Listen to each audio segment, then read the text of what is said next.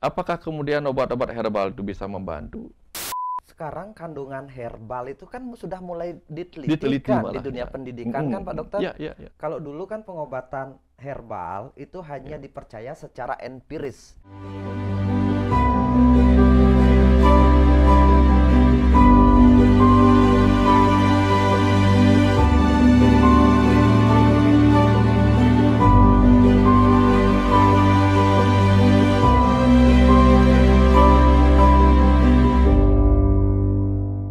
Halo Pak Dokter, Halo Pak Pak Putu. Surya, gimana kabarnya?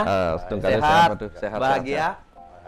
Pak Surya, hari ini saya ambil posisinya untuk jadi pemimpin atau nge-host acara The Mitos Gen. Boleh Pak Surya? Silakan. Pak Dokter boleh? Silakan Pak Putu. Karena topik yang kita bahas adalah tentang pengobatan herbal. Jadinya saya harus posisi bertanya. Ya.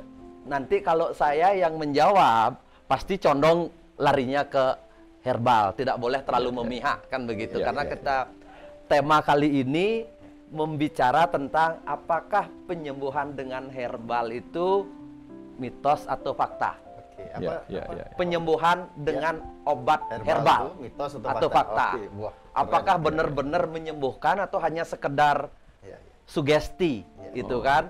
Dan karena saya tidak boleh menjawab karena saya adalah peramu obat-obatan herbal. Kan ini saya ada beberapa produknya, ada minyak faras, ada untuk pengobatan mata, untuk stamina dan sebagainya kan, untuk wanita jadinya jamu-jamuan lah, jamu-jamuan terus pengobatan. Pak Putu ini. Sebagian kecil. Sebagian Ada kecil. banyak lagi, cuma saya tunjukkan kan ini produknya, produk minyak dan sebagainya. Kan saya memang peramu peramu obat tradisional lah sudah lama. Cuma kan di masyarakat terjadi Pak Dokter. Ada yang percaya, sangat-sangat percaya. Ada yang kalau obat herbal ya nggak mungkin bisa sembuh, harus dengan menggunakan pengobatan dokter. Nah di sini kan ada yang ahli memang pengobatan medis, dan di sini Minddev ini Pak Surya adalah mengolah mindset, pikiran. Dan saya kan mengolah dengan produk-produk herbal. Karena diskusinya tentang herbal, saya yang tukang tanya. Oke, jadinya mungkin Pak Dokter dulu. Pandangan Pak Dokter tentang pengobatan herbal itu hanya sekedar sugesti kah atau memang memberikan daya penyembuhan juga pengobatan herbal itu? Silakan Pak Dokter. Kalau kita bicara tentang herbal, Pak Putu, tentu kita bicara tentang pohon-pohonan, rempah dan sebagainya. Dan kalau kita bicara tentang mitologi, apakah ini mitos apa enggak? Coba kita ingat sedikit mitologi. Mitologi itu kan kisah-kisah lah, kisah-kisah cerita gitu di masa lalu. Salah satu mitologi yang terkenal itu kan kisah Lata Mahosadi ya, Lata Mahosadi. Itu kisah di mana Hanoman itu pergi ke sebuah gunung ketika banyak pasukan keranya itu mengalami kondisi sakit sampai mati gitu. Mati sehingga pasukan Rama itu kemudian mengalami kekacauan karena diracun kan. Akhirnya apa? Disuruhlah si Hanoman mencari ke puncak gunung Lata Mahosadi ya, lupa namanya. Itu akhirnya diambil tuh. Ada sebuah pohon itu. Karena dia bingung mana namanya pohon Lata Mahosadi, sak gunungnya puncaknya dibawa. Diambillah kemudian untuk menyembuhkan orang-orang itu. Itu mitologi. Mitologi bagaimana di zaman itu daun-daun pun bisa dipakai. Hanya saja si Anoman nggak tahu daunnya yang mana, yang namanya Lata Mahosadi. Lata Mahosadi kalau nggak salah nih. Nah itu contoh pertama dari segi mitologi Hanoman. Kemudian yang kedua, Hippocrates sendiri sebagai bapak ilmu kedokteran modern itu sudah menyatakan bahwa nature is the best healer. Alam itu penyembuh yang baik, luar biasa. Nah lalu kemudian pengalaman yang lain di Perang Dunia, di mana Sir Alexander Fleming itu mencoba membantu menyembuhkan orang-orang serdadu-serdadu yang terluka dan mengalami infeksi. Dia dengan tanpa sengaja itu menemukan sejenis spesies jamur. Jamur yang kemudian disebut penicillium, yang menjadi antibiotik pertama. Itu jamur. Antibiotik pertama yang secara saat itu kan terbukti secara lab itu bisa membunuh kuman. Itu kemudian dipakai membantu tentara-tentara yang luka sehingga tidak mengalami infeksi, dan itu terbukti berhasil menyembuhkan. Nah, cerita yang lain lagi adalah ketika para pelayar, para imigran dari Inggris itu berlayar menuju Amerika, itu banyak mengalami kematian karena apa? Sariawan. Ya. Dan apa yang kemudian mereka lakukan? Mereka dalam pelayaran berikutnya membawa banyak jeruk. Dan ternyata jeruk itu mencegah, walaupun belum diketahui ada kandungan asam askorbat atau vitamin C di dalamnya, tapi itu melindungi. Nah, itu bukti-bukti bahwa alam itu menyediakan begitu banyak zat-zat tertentu yang bisa membantu. Nah, sekarang kan kita tahu bagaimana di beberapa daerah yang masih tidak dilarang itu, ganja itu, atau opium itu bisa membantu menyembuhkan. Bisa membantu menyembuhkan, menghilangkan rasa sakit, morfin itu juga, hasis itu. Nah, walaupun kemudian karena terjadi penyalahgunaan, kemudian akhirnya menjadi barang-barang terlarang akibat penyalahgunaan dan perdagangan gelap itu. Nah, artinya apa? Alam itu dengan cerdasnya sudah menyediakan zat-zat yang bisa membantu manusia dengan kecerdasan sel-sel tubuhnya berinteraksi antar kecerdasan. Jadi kecerdasan alam semesta kecil dengan kecerdasan alam semesta besar itu bisa berinteraksi menciptakan proses penyembuhan, membantu kesembuhan. Nah, sehingga apakah kemudian obat-obat herbal itu bisa membantu? Itu terbukti memang. Ya, secara empiris leluhur kita banyak menyediakan jamu segala macam. Nah, kemudian ada teknologi baru atau metode baru di mana semua obat-obat itu kemudian diteliti. Inilah yang kemudian memunculkan obat-obat sintetik, obat-obat yang dipakai di kalangan medis. Ya, ini secara empiris, yang di tradisional ini secara penelitian lab dengan berbagai metode penelitiannya, sehingga untuk membuktikan apakah obat ini memang hanya bersifat sugesti atau placebo, atau obat ini memang sebenarnya memang mengandung khasiat obat. Nah, tetapi pada akhirnya apa? Banyak juga obat-obat sintetik itu yang memang memiliki efek placebo. Efek placebo. Ya, artinya ketika diuji di pura-puranya dikatakan ini antibiotik, padahal isinya cuma tepung, itu malah orang itu sembuh. Kok bisa orang itu sembuh? Sementara ada efek nocebo, di mana obat yang mengandung zat senyawa obat yang khasiatnya luar biasa ternyata tidak menyembuhkan ketika dia dikatakan ini bukan obat. Disitulah kita percaya ada interaksi pada kecerdasan pikiran, mindset manusia.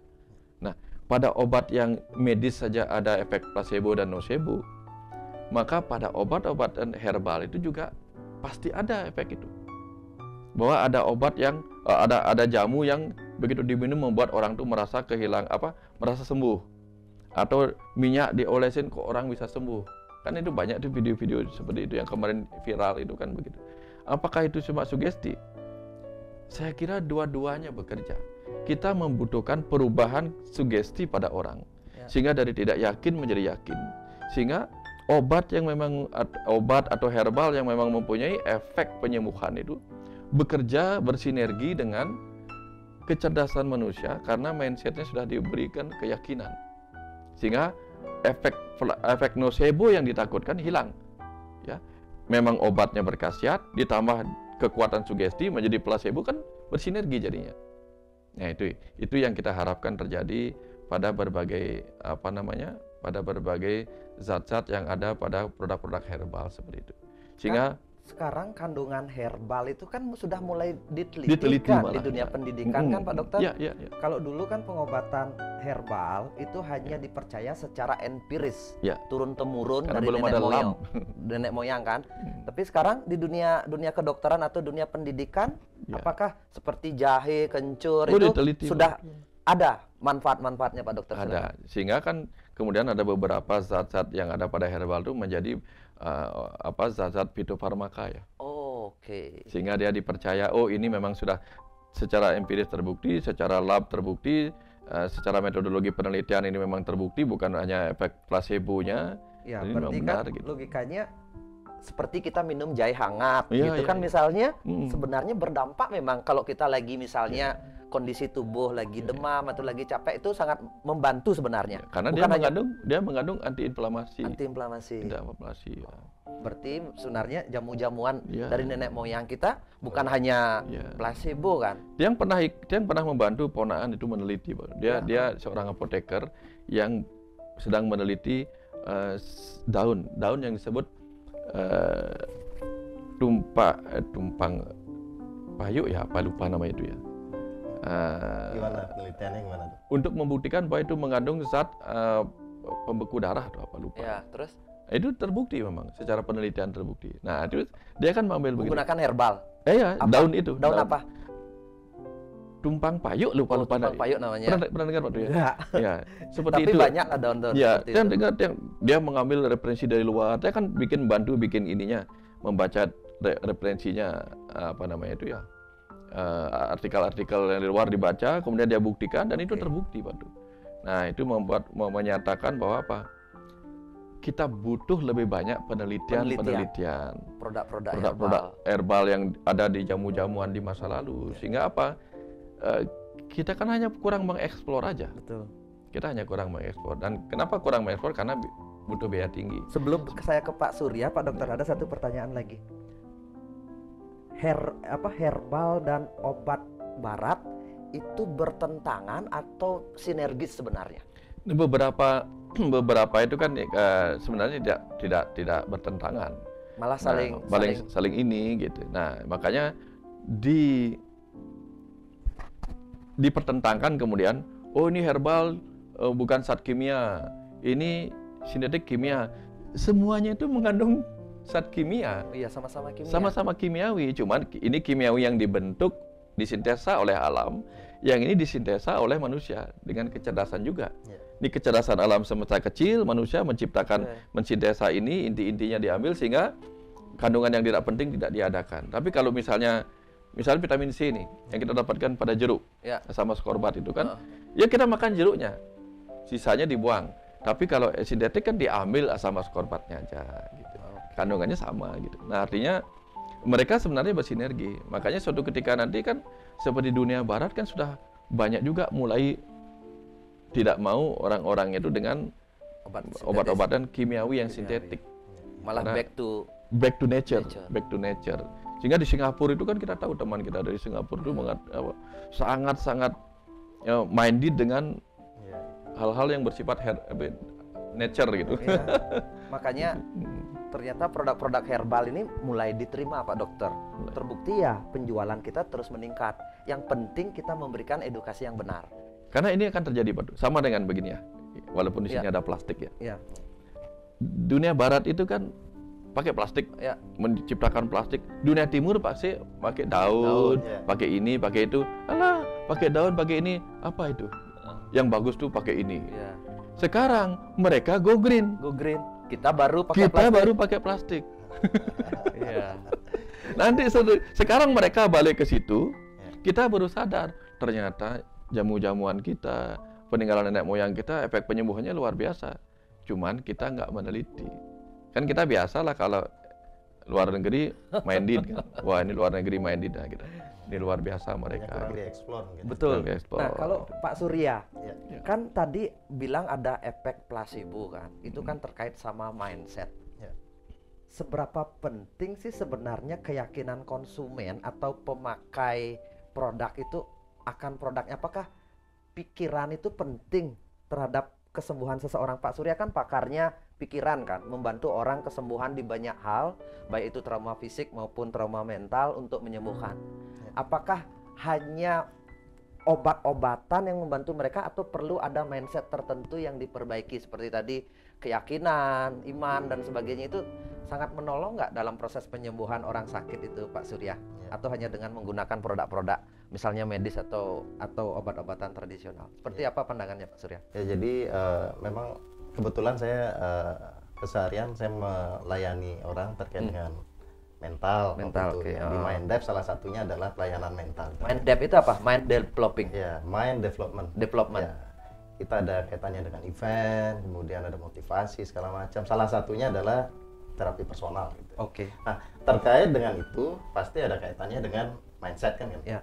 Nah, ketika ada satu penelitian salah satu di Harvard University ya. Jadi ada 100 orang. Ya. 100 orang itu ibu rumah tangga di Amerika sana yang kesehariannya adalah melakukan suatu hal yang rutin dilakukan sebagai ibu rumah tangga, baik vacuuming atau apa, dia ngelap kaca atau laundry atau apa gitu. Semua 100 ini melakukan hal yang sama.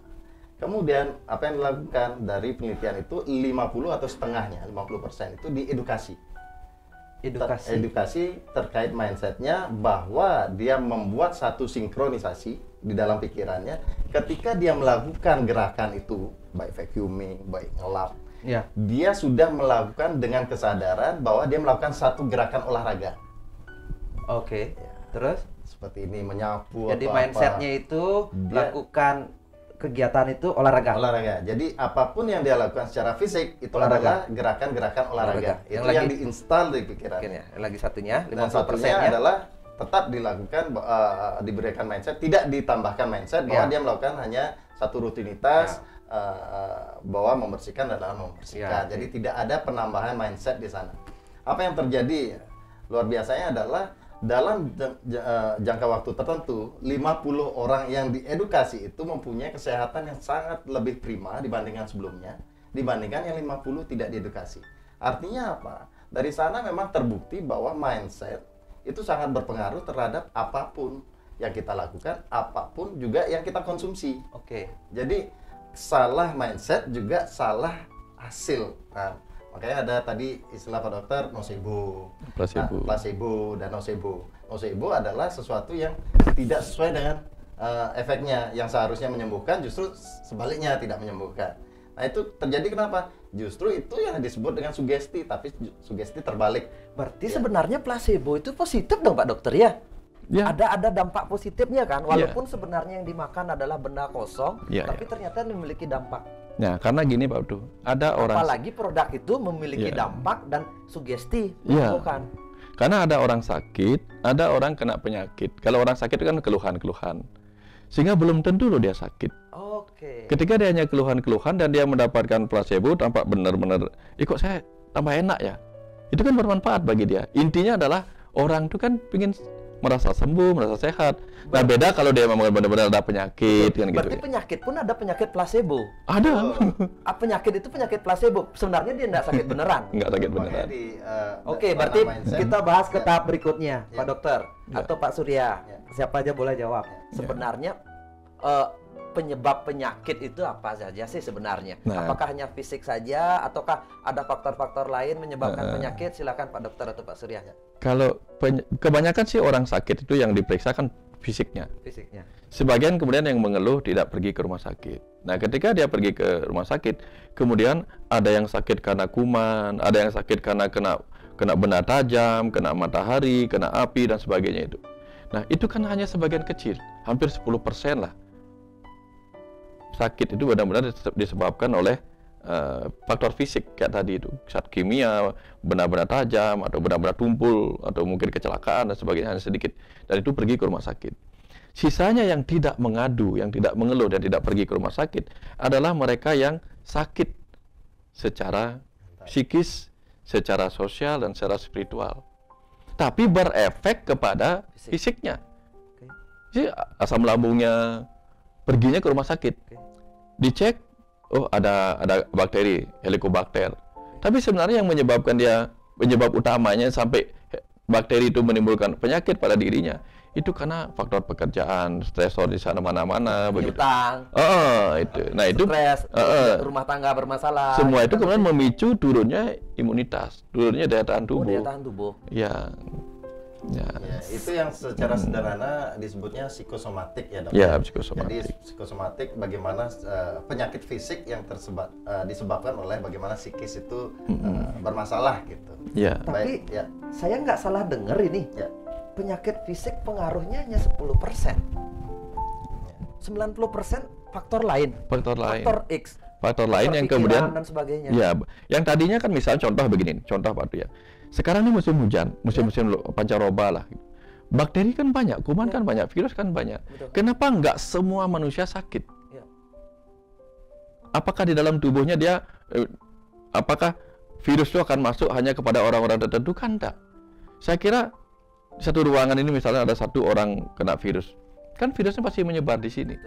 Jadi dalam diri setiap orang itu ada virus yang sama. Tapi kenapa ada yang sakit, ada yang nggak sakit? Kan kembali kepada sistem imunitasnya.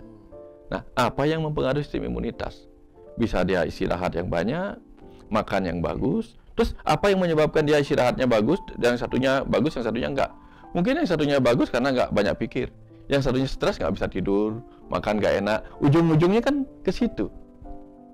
Ujung-ujungnya ke situ, kemudian ujung-ujungnya akhirnya ke sistem pertahanan tubuh, imunitasnya menurun. Sehingga apa? Imunitas menurun bukan hanya pengaruhnya fisik, tapi Ya. pikiran juga bisa Itu menurunkan. interaksi itu.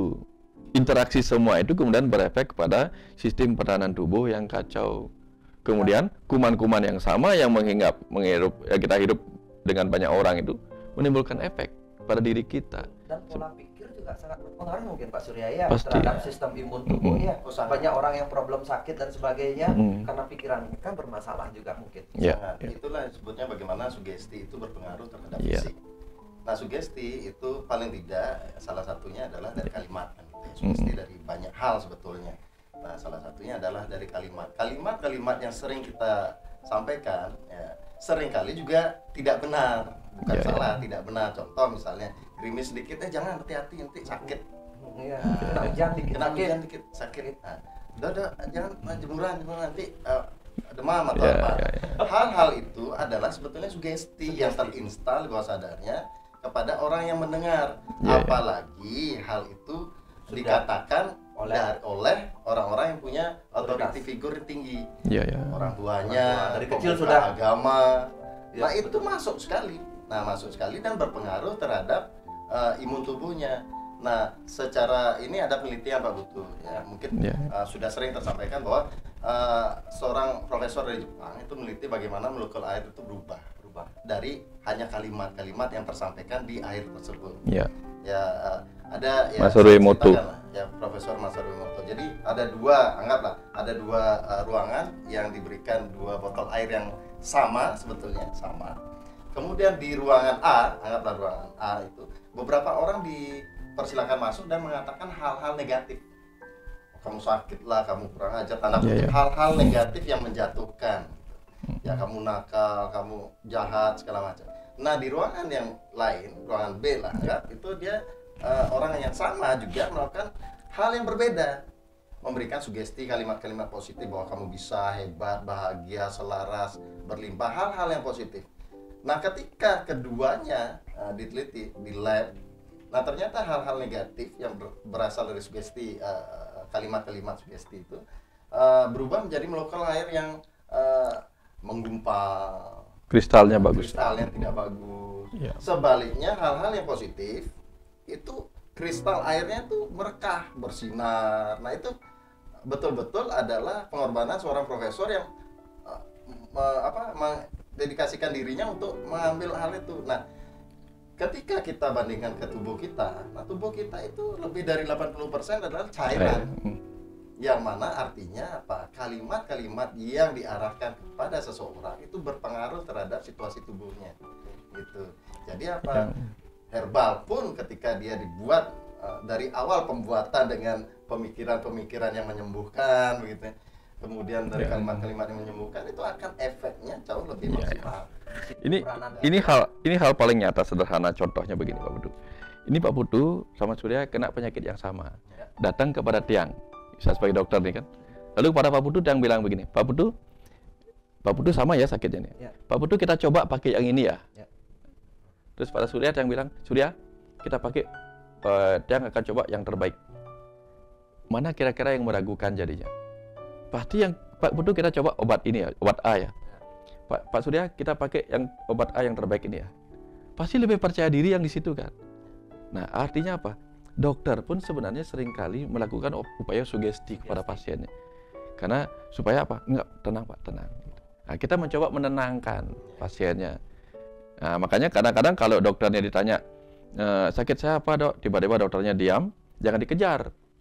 Artinya dokter sedang menyembunyikan sesuatu yang kalau diungkapkan bisa menimbulkan efek buruk. Buruk. Ya, ya. Dan nanti kita lihat ya, kita lakukan yang terbaik. Pasti begitu. Ada dokter yang Ada, memang diajarkan begitu. Kalau enggak, gini Pak ya, besar kemungkinan saya akan gagal. Kita takut pasiennya kalau gitu. Nah itu sebabnya pasti kita akan memberikan sesuatu yang sifatnya positif, menimbulkan optimisme.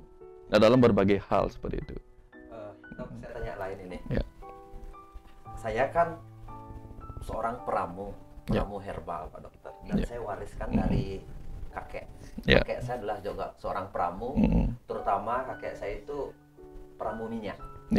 Peramu minyak.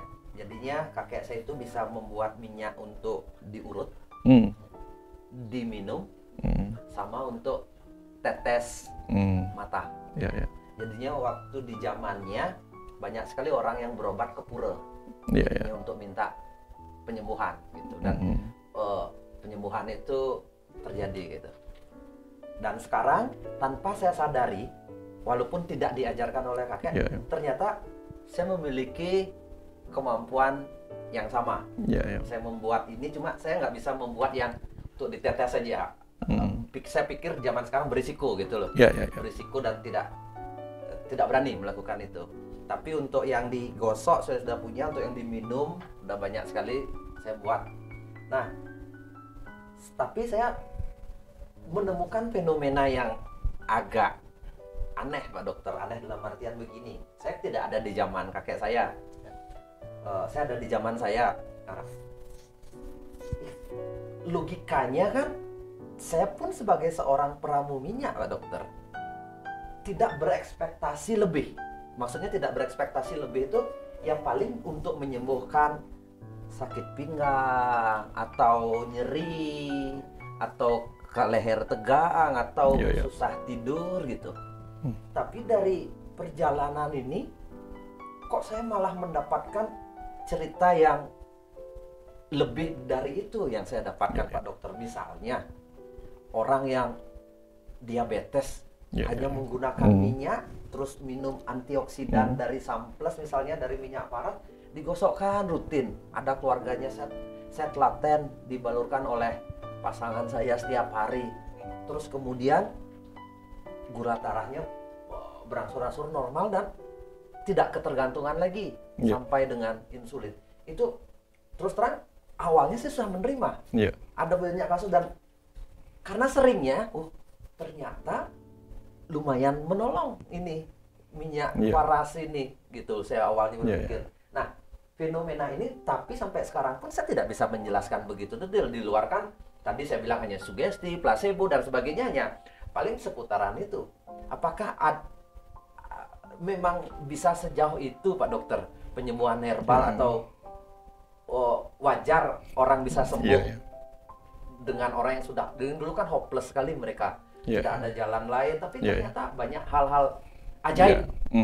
Makanya saya bilang, banyak orang bilang minyak paras ini minyak ajaib. Nah, ajaibnya ini susah saya jelaskan terus terang Pak Dokter. Mungkin Pak Dokter bisa ngasih pandangan tertentu yang keajaiban-keajaiban yang muncul dari minyak paras ini.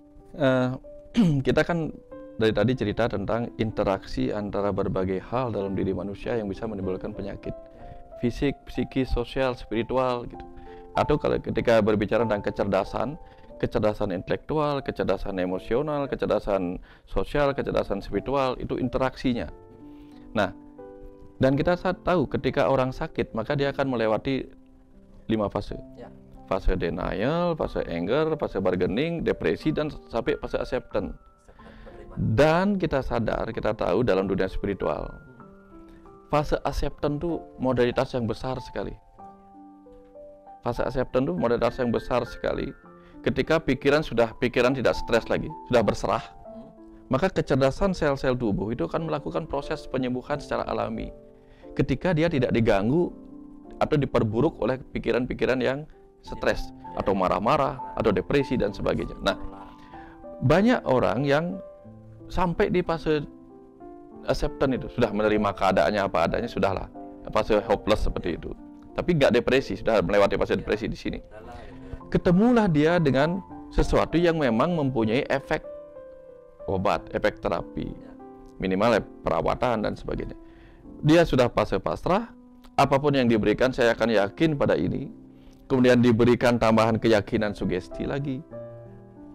Akhirnya apa? Seluruh interaksi itu tentu saja bisa menimbulkan sesuatu yang tak terjelaskan.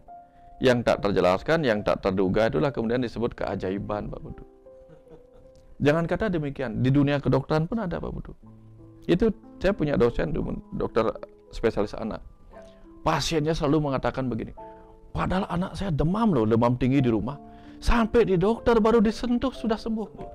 Walaupun kemudian dia beli obatnya dan dia berikan obatnya. Tapi faktanya apa? Itulah kepercayaan mereka. Jadi trustnya kepada dokter itu luar biasa. Jadi dokternya memberikan obat yang benar, tapi dia bahkan sudah sembuh sebelum diberikan obat sama dokternya.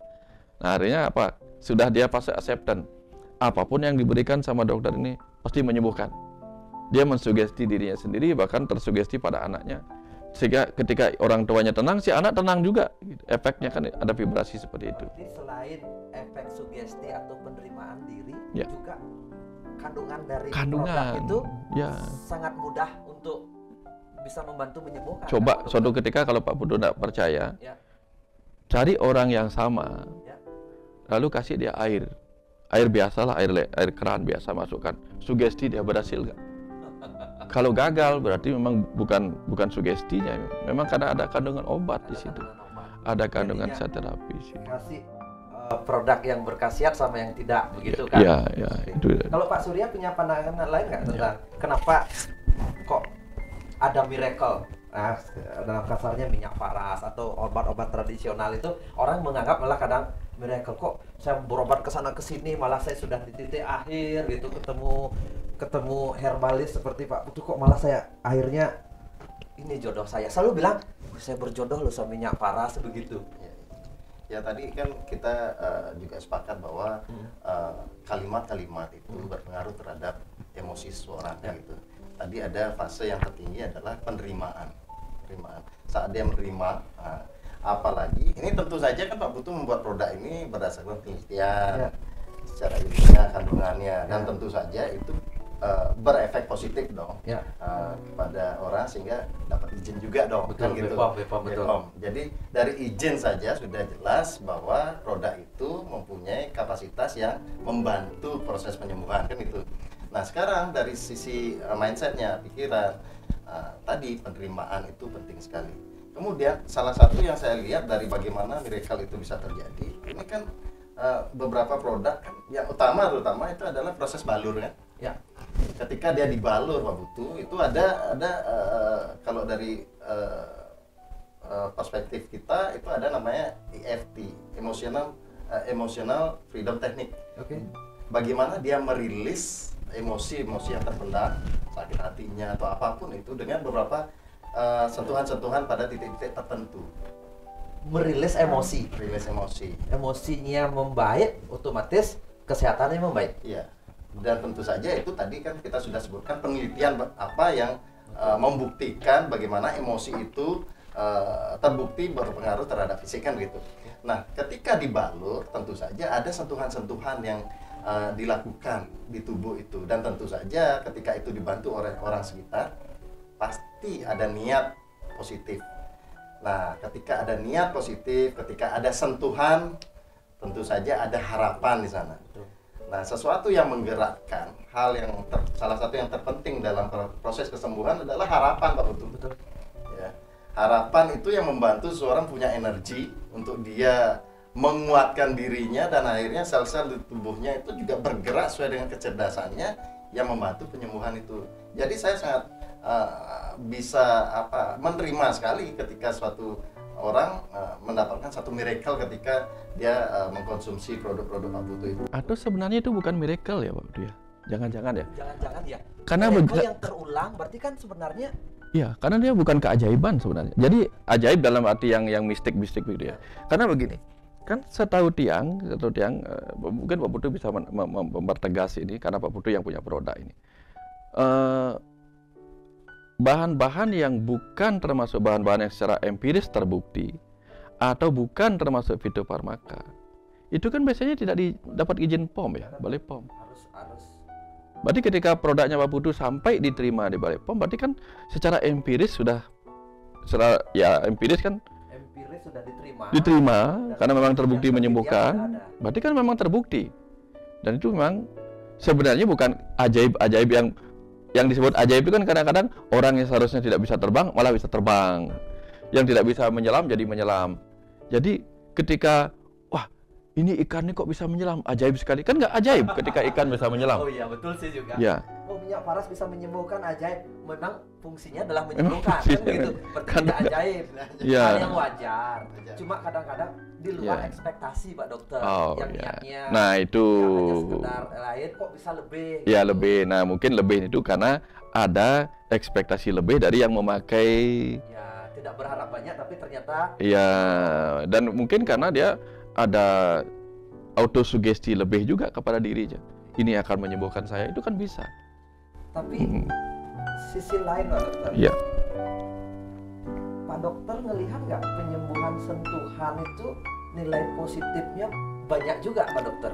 Ternyata ini kan minyak paras adalah penyembuhan lewat keluarga. Jadinya saya membangun awalnya karena saya ngerasa bahwa penyembuhan itu penting sentuhan. Sentuhan itu bagaimana keluarga menyayangi Ya. sesama keluarga, di samping juga ada ratusan tanaman obat di ya, sini. ya. Tuh. Ada nggak pengaruhnya sentuhan cinta kasih itu untuk mempercepat proses kesembuhan? Ini kan anggap minyak paras sudah kandungannya, obatnya ada. Ya, ya. Ditambah lagi sentuhan-sentuhan sayangnya, Ya, ya. itu hormon-hormon berpengaruh. Ada nggak sebenarnya pengaruhnya lebih Ya. cepat penyembuhannya dari hanya sekedar anggaplah Ya, ya. minum obat begini saja, Ya, ya, ya. dibandingkan dengan Sentuhan. sentuhan cinta kasih keluarga, menggosokkan setiap malam, memberikan Ya, ya. apa namanya, ada perasaan sukacita di situ, kasih Ya, ya. sayang di situ. Mungkin ada nggak Ya, ya. dampaknya itu, Pak? Kita kan tadi bicara tentang 4 jenis interaksi itu. Ya. Fisik, psikis, sosial, dan spiritual. Apa? Ulang. Fisik, Fisik, psikis, psikis, sosial, sosial, spiritual. spiritual. Oke. Nah, fisiknya kan jelas ketika ini kan kita sentuh fisik. Fisik. Dia benda fisik berupa cairan Oke. dengan mengandung rempah-rempah di dalam itu misalnya kan yang sudah terbukti empiris dan begini. Lalu interaksi sentuhan itu kan EFT tadi, emosional, freedom, teknik. Teknik. Jadinya Kan kita kalau dari sentuh kan jadi Rilis lebih emosional. tenang, ya merilis emosional. Kemudian terjadi interaksi sosial ketika dalam sentuhan itu kan. Apalagi misalnya baru habis marahan sama istri, pasangan. Oleh sebagai ini ada sentuhan. merasa ada kasih sayang. Nah, kemudian spiritualitas itu kan apa ya istilahnya? Spirit kita jadi ada semangat. Karena apa? Karena ada orang yang masih memberi perhatian pada saya. Spirit itu bukan berarti roh-roh aja ya, tapi spirit sebagai semangat. Kepercayaan diri, ayo kamu bisa, kamu bisa. Ada semangat hidup. Nah, interaksi keempatnya itu kan memperkuat proses penyembuhan. Memanggil kecerdasan emosional, dipanggil kecerdasan spiritual, kecerdasan intelektual kita secara afirmasi tadi. Berarti ini alat untuk Media, untuk membangun tadi interaksi Semua. keempat itu. ya, Di samping juga Betul. tetap ada kandungan obatnya. Betul. Jadinya lebih terbuka untuk proses penyembuhan. betul. Dokter juga menggunakan tablet, suntikan sebagai media. Makanya ada apa? Kalau tiang dulu di puskesmas Pak Betul, Ya. dikasih obat, nggak disuntik, nggak sembuh. Kalau nggak disuntik Nggak sembuh. Ternyata begitu disuntik langsung ini baru. Ada lagi yang begini Pak tuh, suntikannya nggak sakit, nggak akan sembuh gitu dia. Begitu sakit, wah ini baru nih gitu. Jadi dia senang. Ada beberapa yang kalau zaman dulu sih Ya, ya. apa sebutannya mantri ya. Di mana tempat sakit di sana disuntiknya. Ya ada. Punya marah merasa gitu. Ya. Jadi kalau di lutut ya di lutut, kalau di tangan ya di tangan itu ada. Ada yang Nah, begitu. karena ada efek ini. Ya di samping itu tadi Pak tuh, yang pertama tadi Pak tuh, sentuhan-sentuhan itu kan menimbulkan rasa cinta. Betul. Rasa cinta, oksitosin Nah, meningkat. hormon-hormon apa saja yang sebenarnya terpengaruh Ya. membaik atau memberikan dampak terhadap kesembuhan ketika ada proses sentuhan itu? Pak? Iya, itu tadi Pak tuh. Apa aja jenis hormonnya bisa Nah, disebutkan? ketika kita bisa sentuhan dengan orang nih, sentuhan orang, merasa dikasihi, merasa dicintai, hormon oksitosin meningkat. Manfaat hormon oksitosin apa? Wah, itu banyak sekali Pak Betul. Ketika Yang kita paling penting apa? karena itu hormon cinta, Ya. iya sistem imunitas meningkat. Berarti meningkatkan sistem kekebalan Ya, tubuh. percaya diri kita meningkat, kebutuhan. Hanya sekedar digosokkan begini, minyak, Iya. hormon oksitosin naik. Ya, makanya banyak orang pergi ke tempat-tempat di mana nggak dikenal, gosok-gosok, cantik-cantik, udah ada begitu kan, ada contoh begitu kan. Kemudian hormon serotonin, hormon bahagia. Hormon bahagia. Bahagia orang mendapat perhatian. Nah, ketika dia proses membalurkan minyak, oksitosin juga muncul. Oksitosin muncul, serotonin muncul, bahagia itu. Bahagia. Nah, kemudian ada juga tubuh apa? kemudian obat-obat ini yang apa yang ada anti radangnya begini, itu kan menimbulkan hormon terpanggil, hormon endorfinnya. Endorfin. Ya, jika apa rasa sakitnya berkurang begitu kan enak tuh, terpanggil. Belum lagi kemudian ketika dia akhirnya istirahat kan gitu. Tenang, tidurnya mungkin dopaminnya bagus, tensinya bagus. Bahkan secara alami sebetulnya tubuh mengerti dan tahu betul bahwa dengan sentuhan dia ada emosi-emosi yang terilis. Contoh misalnya, ketika kita panik ataupun marah, apa yang kita lakukan? Elus dada. Otomatis itu. Anak yang nangis dipeluk, gitu. diam. Tidak ada yang memberitahu kalau kita marah kita harus begini, nggak ada. Tapi ketika kita melakukan itu pasti ada reaksi yang berubah. Iya. Dari marah yang bukan hanya omongan, nanti ya. Bukan sentuhan. Tenang gitu, jangan marah gitu, gosok dada. Coba. Karena contoh gini juga. Gerakan tubuh itu berpengaruh terhadap emosi kan gitu. Oke. Ya. Contoh misalnya, Pak Putu lakukan seperti ini. Kan alis, coba Pak Putu. Ini gitu. Kemudian tundukkan kepala. Nah, coba bayangkan suatu yang menyenangkan. Pasti susah, apalagi mulut dibuat cemberut begitu. Ya susah gitu. Harus ketawa dulu baru membayangkan yang senang-senang. Iya. Nah, terkait dengan itu, lebih mudah mana sih sebetulnya merubah emosi atau merubah fisik? Sebetulnya jauh lebih mudah fisik kan. Iya. Di mana sebetulnya juga perubahan fisik juga berpengaruh terhadap perubahan psikis. Emosional. Ya. Jadi salah satu cara untuk merubah emosional kita adalah merubah gerakan kita, termasuk merubah sentuhan kita. Nah, jadi persis. kaitannya itu sangat-sangat luar biasa sehingga hal-hal yang itu yang sentuhan tadi fisik berpengaruh sama problem emosional. Ya, betul. Dan penyakit zaman sekarang lebih banyak faktor emosional. Ya. Sosial ya. Pak tuh kalau mau lihat singa itu kan galak tuh. Ya. Kalau dia mau menghilangkan kemarahan singa jantan gimana? Kan elus sama yang betina kan. Dielus atau dia guling-guling ke situ. Kan tenang orang. Jadi itu sifat alami kita sebagai Homo homini lupus. Jadi makhluk kita ini kan makhluk hewan juga. Makhluk itu adalah sifat alami yang dibooster gitu. Dilakukan secara sadar kan gitu. Maksudnya menjelaskan lebih. Jadi artinya apa?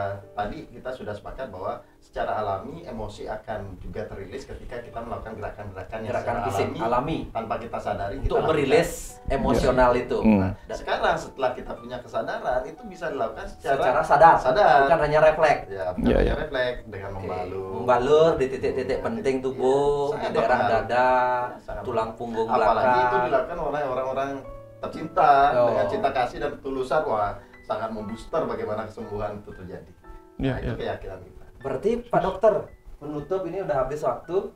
Jadinya sebenarnya pengobatan tradisional dengan minyak gitu bukan hanya sekedar mitos kan Pak Dokter, hanya sebuah sugesti saja, tapi sebenarnya sebuah proses secara kimiawi dan emosional berubah di dalam tubuh dan menyebabkan efek penyembuhan. Betul Pak Abdul. Karena penyakit adalah interaksi berbagai hal. Penyembuhan juga interaksi berbagai hal, nggak bisa dengan hanya satu aja. Ya, hanya dengan obatnya pasti sembuh nggak bisa. Pasti butuh interaksi yang lain. Misalnya dibelikan obat nggak mau diminum nggak sembuh kan? Untuk membuat orang bisa minum kan juga butuh interaksi. Sehingga kesembuhan adalah interaksi dari berbagai hal. Ya, keyakinan ada di situ, teknik yang benar. Makanya disebut dalam ajaran kita Hindu di Bali apa? Yantra, tantra, mantra. Jadi yantranya apa, medianya apa, simbol-simbolnya apa, dia menyimpulkan diri sebagai apa, kecerdasan semesta itu, kemudian tantranya, metodenya apa, kemudian mantranya, afirmasinya apa. Kalau dibuatkan satu kalimat tentang herbal itu mungkin Pak Dokter, ada nggak satu kalimat saja atau satu kalimat kata yang mewakili herbal itu bagi kesehatan masyarakat apa? Coba. Dia nggak berani melampaui apa yang dikatakan oleh Hippocrates, sehingga dia hanya mengatakan nature is the best healer. Itu karena dia bapak kedokteran modern. Nature is the best healer. Dalam arti bahasa alam itu adalah penyembuh yang luar biasa, mengagumkannya. Kalau Pak Surya menyampaikan herbal dalam satu kalimat sederhana apa? Jelas herbal itu bagaimana cinta kasih alam untuk penyembuhan kita. Jadi herbal itu adalah bentuk cinta kasih dari bumi pertiwi yang dipersembahkan untuk kita, tinggal kita eksplor aja. Dan salah satunya Suksman yang Pak Putu udah eksplor, udah jadilah produk-produk ini. Ya, keren. Ya. Aduh, kalimat yang penutup luar Ya. biasa. Ya. Terima kasih Pak Surya, Ya. Pak Dokter. Ya. Jadinya saya tidak berani menyimpulkan dan sudah dengan 2 kalimat ini Ya. dan luar biasa hari ini, dan ini pendidikan buat kita semua. Dan ucapkan terima kasih. Ya. Pokoknya kita sambung lagi di acara The Mitos berikutnya. Pokoknya Demi Tosken. Ya, sukses semua.